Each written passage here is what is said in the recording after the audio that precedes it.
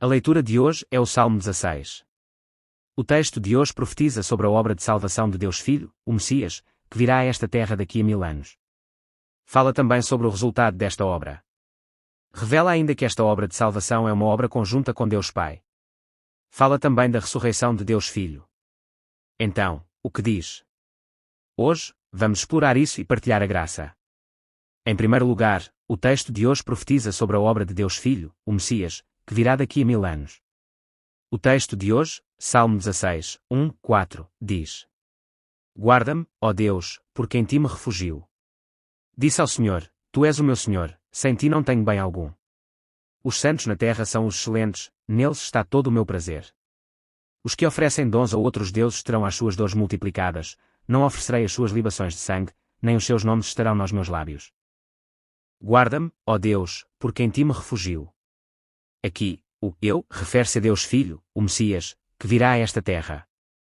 Ou seja, através da forma de oração, David apresenta o seu ministério como se ele próprio fosse o Messias, Deus Filho. Contudo, as palavras guarda-me e eu me refugio em implicam que Deus Filho enfrentará todo tipo de dificuldades, tribulações e perseguições quando vier a esta terra. Esta frase, no pretérito perfeito profético, expressa segurança futura.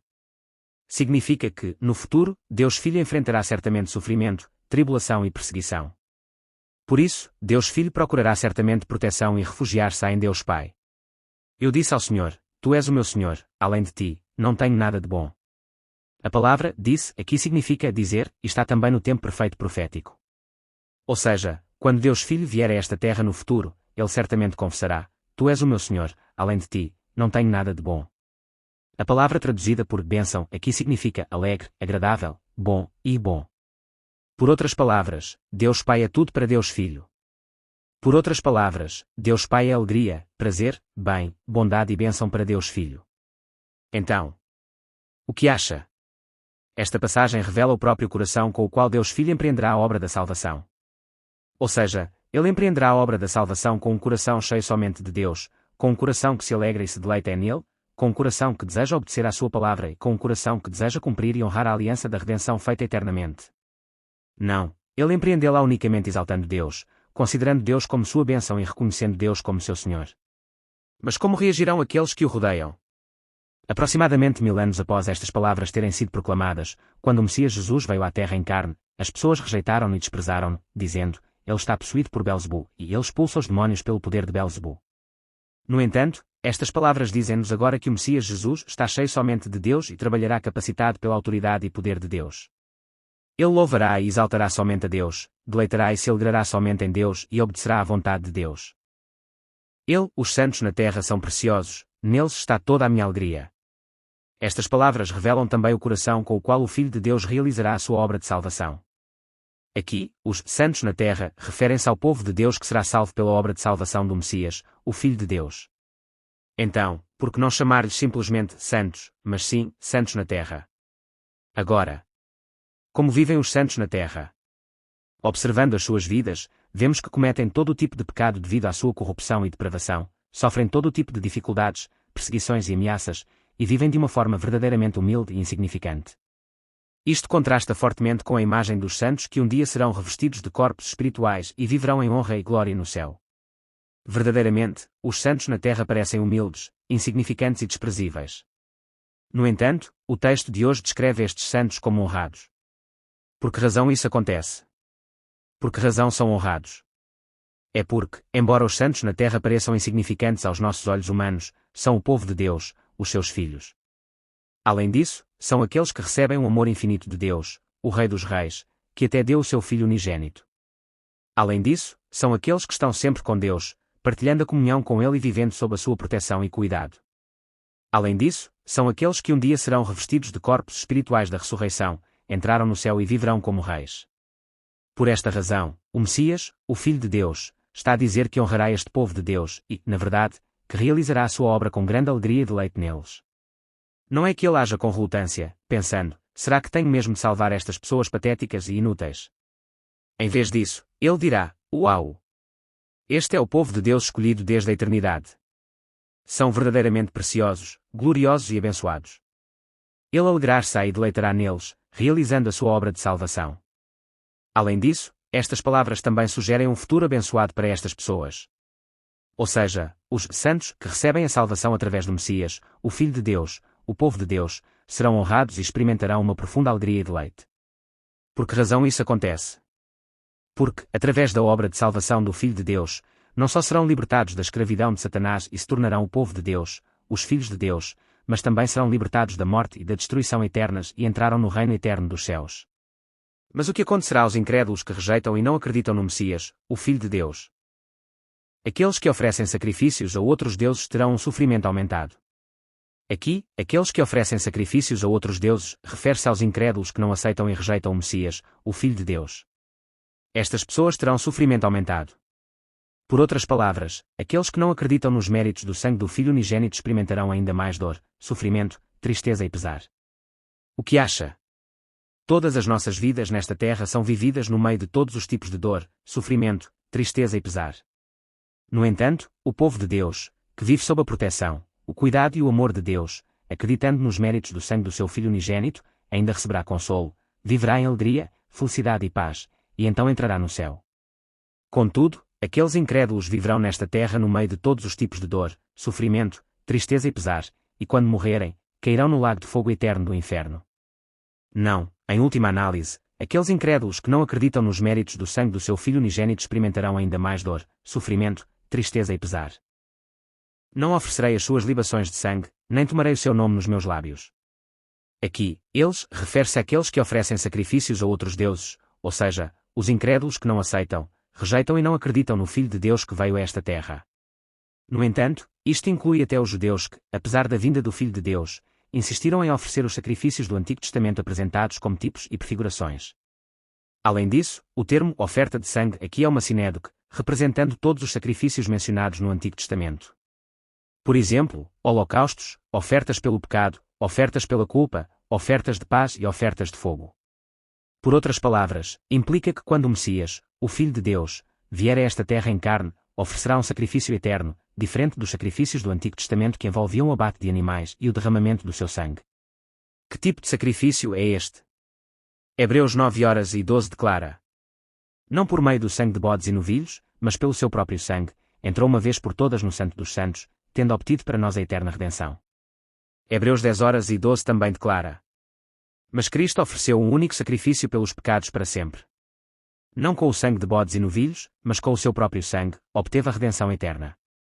A passagem afirma que o Messias, Jesus, não ofereceu o sangue de bodes e novilhos, como era costume no Antigo Testamento, mas somente com o seu próprio sangue, isto é, ao morrer na cruz e derramar o seu sangue, ele ofereceu um sacrifício eterno de expiação. Em última análise, a mensagem da passagem de hoje é que, quando o Filho de Deus vier a esta terra e oferecer um sacrifício eterno morrendo na cruz, a oferta de sangue dada na era do Antigo Testamento, isto é, todos os sacrifícios daquela época, serão abolidos, e os seus nomes não serão mais mencionados. Por outras palavras, Deus não aceitará mais os sacrifícios do Antigo Testamento, que envolviam o abate de animais e o derramamento do seu sangue. Porque estes sacrifícios foram dados como sombras, como modelos, para prefigurar a obra da salvação até à vinda do Filho de Deus. Por isso, quando o Filho de Deus vier a esta terra, derramar o seu sangue na cruz e, assim, cumprir a realidade dos sacrifícios do Antigo Testamento, os sacrifícios do Antigo Testamento que serviram de modelos já não serão necessários. Em segundo lugar, o texto de hoje fala do resultado da obra de salvação do Messias, Deus Filho. O texto de hoje, Salmo 16, 5, 6, diz: o Senhor é a porção da minha herança e o meu cálice, Ele sustenta a minha sorte. As linhas caíram para mim em lugares agradáveis, verdadeiramente, a minha herança é agradável. O Senhor é a porção da minha herança e o meu cálice. Ora, estas palavras falam do resultado da obra de Deus Filho, o fruto do seu trabalho. A palavra herança significa aqui porção, sorte e território. Simboliza o fruto que Deus Filho obterá através do derramamento do seu sangue na cruz, ou seja, o povo de Deus que pertencerá a Deus Filho. Aqui, o cálice simboliza as bênçãos de que o Filho de Deus irá desfrutar. Simboliza a ação de graças, o louvor e exaltação que o povo de Deus, que foi salvo pela fé nos méritos do seu sangue, oferece ao Filho de Deus. Além disso, a palavra rendimento significa aqui porção, distribuição, e distribuidor, podendo ser traduzida por distribuidor. Por outras palavras, este versículo diz que Deus Pai é o dispensador da minha herança e do meu cálice. Por outras palavras, Deus Pai confia muitas pessoas a Deus Filho através do fruto da obra de Deus Filho, ou melhor, Deus Filho é quem recebe louvor, exaltação e glória dessas pessoas. Será por isso. À medida que Jesus realizava o seu ministério, vemos Jesus a dizer repetidamente: aquele que Deus me deu, e o que Deus me deu. Por outras palavras, Deus confiou a Jesus as pessoas que ele tinha escolhido desde a eternidade, e todo o seu louvor, adoração e exaltação foram também dados por Deus. De qualquer forma, o ponto importante aqui é que o Messias, Deus Filho, dará muito fruto através do seu ministério, e então o povo salvo virá a Deus Filho para lhe dar graças, louvá-lo e exaltá-lo. No entanto, tudo isto é a vontade soberana de Deus, que guia, opera e executa de acordo com a sua vontade. Tu guardas a minha porção. Aqui, porção, significa lançar sortes, parte ou dividendo. Ele está a receber a minha herança, anteriormente mencionada, isto é, o povo de Deus que pertence a Deus Filho. Além disso, a palavra tu guardas aqui significa reter, guardar e determinar, soberania. Por outras palavras, Deus Pai é o eleitor soberano que soberanamente determina e seleciona o seu povo, que pertence a Deus Filho pela fé nos méritos do seu sangue. Por outras palavras, Deus Pai seleciona e escolhe de entre as muitas pessoas do mundo, como que por sorteio, para se tornarem o seu povo. Por outras palavras, a nossa salvação é inteiramente a eleição soberana de Deus. Escolheu o seu povo desde a eternidade passada, quando chegou a hora, enviou o Espírito Santo para o salvar, fazendo-o conhecer e acreditar nos méritos do sangue do seu Filho unigênito. As linhas caíram para mim em lugares agradáveis, verdadeiramente, a minha herança é formosa. Estas palavras falam do quanto Deus Filho preza, ama, se alegra e se deleita com o seu povo. Aqui, esta linha caiu-me, recebe a herança anteriormente referida. Por outras palavras, o povo de Deus, que Deus Pai confiou a Deus Filho, é verdadeiramente belo e amável. Esta beleza, esta alegria e este deleite são como os israelitas da antiguidade, quando entraram na terra de Canaã e receberam a sua herança. Ou seja, quando os israelitas da antiguidade entraram na terra de Canaã e receberam a sua herança, contemplaram-na com grande alegria e deleite. Assim como Deus Filho também se alegrará profundamente e se regozijará ao contemplar os frutos da sua obra de salvação. Ele exclamará: oh, coisas tão belas! Coisas tão encantadoras! Por que razão isso acontece? Porque é que ele se alegra e se deleita tanto com elas? Porque são aquelas que foram cultivadas pelo plano meticuloso de Deus desde a eternidade passada, pela sua providência, pelo seu governo, pelo seu trabalho e pela sua diligência. Não, porque são salvas pelo plano maravilhoso e pela graça de Deus Pai, salvas pelos méritos do sangue do seu Filho unigênito, não, porque participam da glória, do poder, da misericórdia, da compaixão e da piedade do Deus Trino. Não, porque são preciosas e honradas, compradas com o preço do seu sangue. Por isso, Deus Filho olha para este povo de Deus e exclama: como é bela a minha herança! Ele expressa amor, alegria e deleite. É como um agricultor que trabalhou e suou durante todo o ano, contemplando os campos amarelos e maduros do outono e regozijando-se com a visão dos frutos.